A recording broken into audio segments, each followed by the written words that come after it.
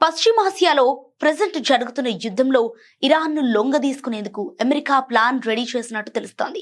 ఇందులో భాగంగా కార్గ్ ద్వీపాన్ని లక్ష్యంగా పెట్టుకున్నట్లు నివేదికల ద్వారా తెలుస్తోంది. ఈ ద్వీపం ఇరాన్ చమురు ఎగుమతులకు వెన్నెముక వంటిది.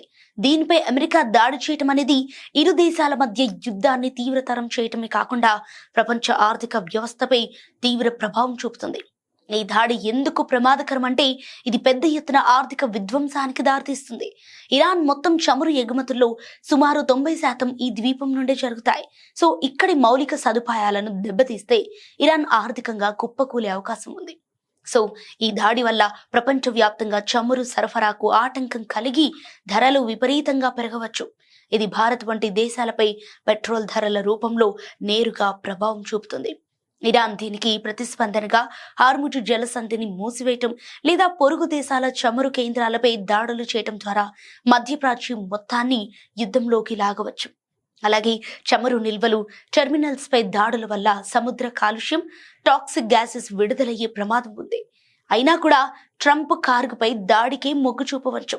ఆయన ఈ ద్వీపాన్ని ఒక కీలకమైన లక్ష్యంగా చూస్తున్నారు. దానికి ప్రధాన కారణం హార్ముజ్ జలసంధి. ఈ సముద్రం మార్గం గుండా వెళ్లే ఓడలకు ఇరాన్ ఆటంకం కలిగిస్తే కార్గ్ ద్వీపంలోని చమురు కేంద్రాలపై దాడులు తప్పవని ట్రంప్ ఇప్పటికే హెచ్చరించారు. ఇరాన్ ఆర్థిక మూలాలను దెబ్బతీయటం ద్వారా ఆ దేశాన్ని లొంగదీసుకోవచ్చని ట్రంప్ భావిస్తున్నారు.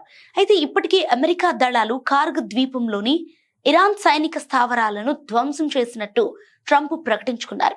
తదుపరి లక్ష్యం చమురు కేంద్రాలే కావచ్చని ఆయన సంకేతాలిచ్చారు.